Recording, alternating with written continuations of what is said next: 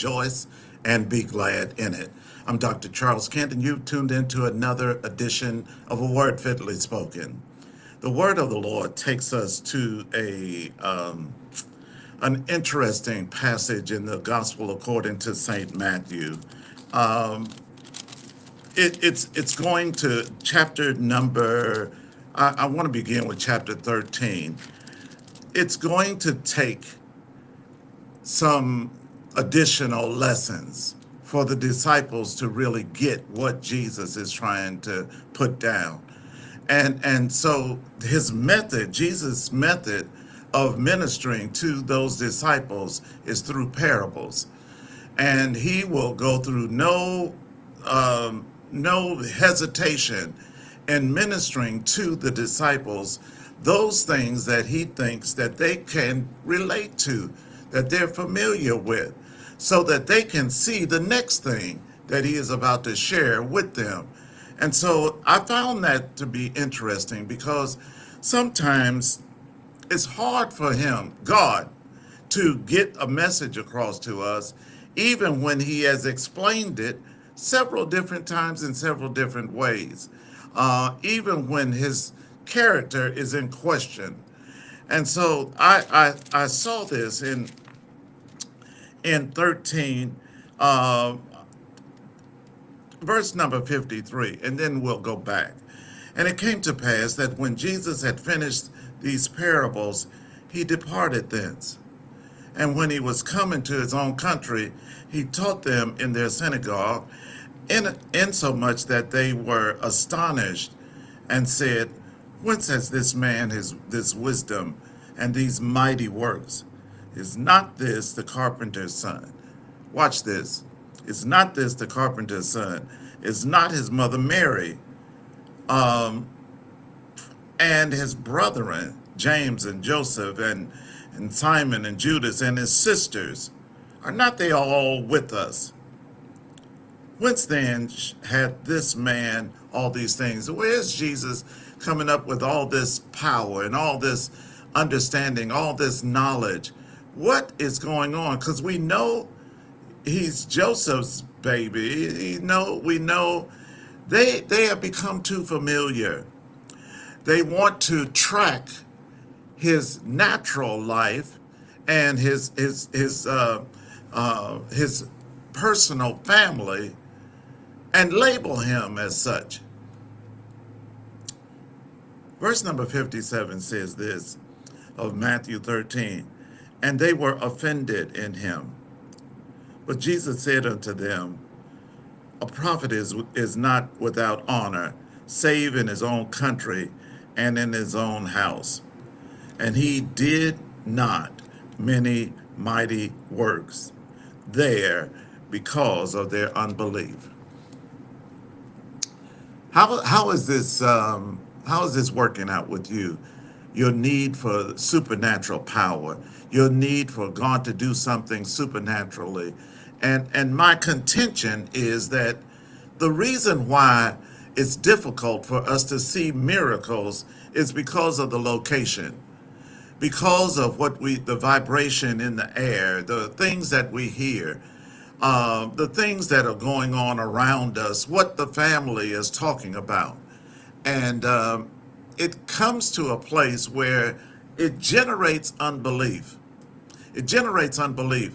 And so when you get taken out away from what you're hearing, when you get taken out away from your familiar circumstance, when you get taken out away from the vibrations that are going on in your head and in your ear, and you're able to now believe God solely because it's God,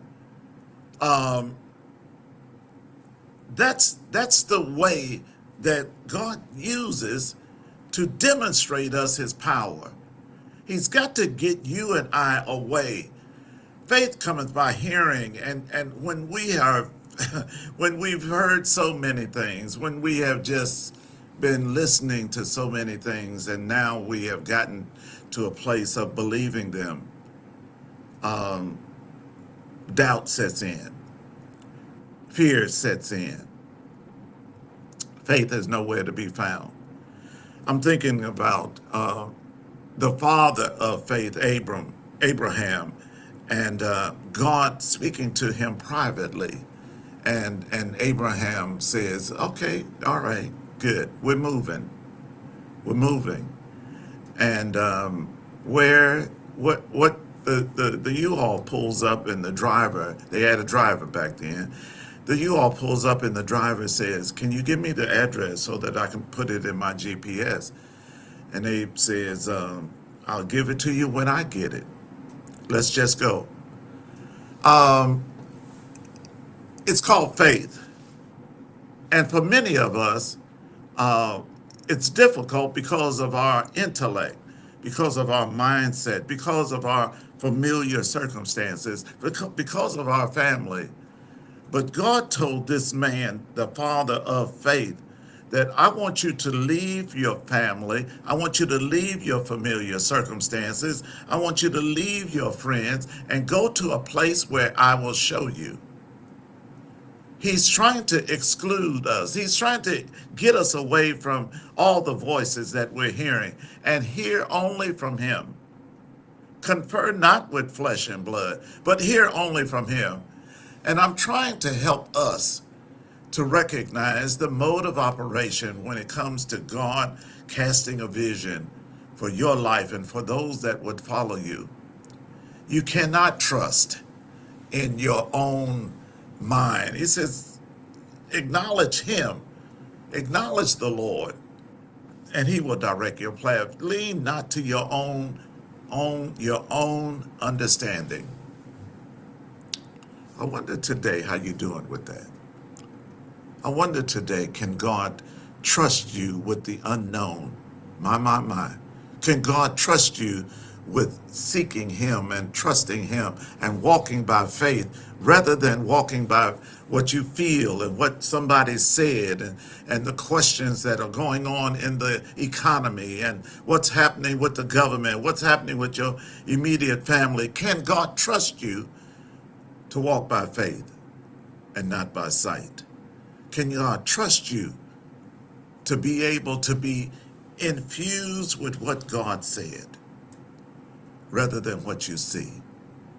When we are at a point, and these parables, and it came to pass that when Jesus had finished these parables, well, if you back up in chapter number 13, you see parable after parable after parable. And he's the sower. It begins in chapter 13. He says, the sower sows seed, and some fell this way and that way. And then after he gets through explaining that one, he goes to the parable of the sower explained in verse number 18 through 23. Then he gets to the wheat and the tares in verses 24 to 30. Let them grow. Don't worry about them. Don't worry about naysayers. Don't worry about doubters. Don't worry about people that don't agree with you, Charles. Just let that grow. Don't let it grow in you that tears.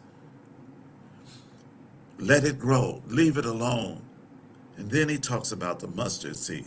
The kingdom of heaven is like a grain. Verse 31, mustard seed, which a man took and sowed in his field, which indeed in the least of all the seeds, the least in all the seeds.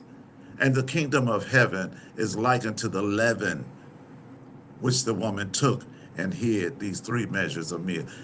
One parable after another. Verse number 34 is critical. All these things spake Jesus unto the multitude in parables. In parables. And without a parable spake he not unto them. He's not trying to throw quick questions, trick questions. He's speaking to you and I in a manner in which we can understand. They understood farming and agriculture. They understood fishing. So he goes and he talks to them in that realm. And he knows exactly how you understand things and how you gather information, and he will speak to you exactly the same manner. I want to encourage you today to walk by faith and not sight. And faith says that Habakkuk rings in my ear. Habakkuk, the last few words of that thing, it says, although the fig tree shall not blossom, and there'll be no fruit in the vine, uh, my hope and my confidence is in him, and I will rest in the Lord. That's how you know that you're walking by faith, is your rest level. Let me read this to you. Verse number 17 of Habakkuk 3. Although the fig tree shall not blossom, neither shall fruit be in the vines, the labor of the olive shall fail, and the fields shall yield no meat, and the flock shall be cut off from the fold, and there shall be no herd in the stalls. Yet I will rejoice. In the Lord I will joy in the God of my salvation. The Lord God is my strength, and he will make my feet like hinds feet, and will make me to walk upon mine high places. Your he's not design he's not doing away with the figs not doing its job, and the olives not is doing what they meat no meat in the field. He's not denouncing that. All he is saying, I'm going to rejoice. And yet I will rejoice. For you and I, and for those of us that are going through something, look at your past. Look at your history with God. Hadn't he done great and mighty things? Is he not worthy of our praise today? And if you will walk by faith, fantastic action in the heavenlies. If you will walk by faith, fighting against insulting terrorist hype, you'll walk by faith and not by sight. You will experience miracles. You will experience miracles. And I don't want there to be an inability for miracles in my family simply because I've been listening too much to them. He says it, verse 58 of Matthew 13, and he did not many mighty works because of their unbelief. I got to go. I'm begging you today to get into the word, get into your history. Hadn't he done it? Didn't he make a way? Didn't he open a door? When you felt like all hope was gone, didn't he cut a path? If you'll walk by faith and not by sight, you'll see him do great and mighty things. Great and mighty things. I got to go. I'm Dr. Charles Kent with another Word Fitly Spoken. God bless you.